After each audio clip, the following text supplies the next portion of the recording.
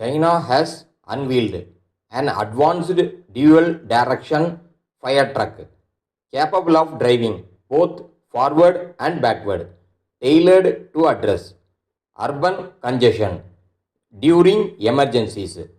This compact, agile vehicle excels at quick turnarounds on narrow or crowded streets, enhancing response times and safety for firefighters and the public.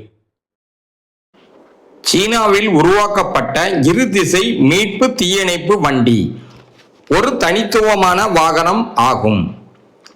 இது முன்னோக்கியும் பின்னோக்கியும் செல்ல முடியும். இதனால் திரும்ப வேண்டிய அவசியம் இல்லை. இந்த வண்டியில் தண்ணீர் குழாய்கள், பிரகாசமான விளக்குகள் மற்றும் மீட்பு உபகரணங்கள் பொருத்தப்பட்டுள்ளன.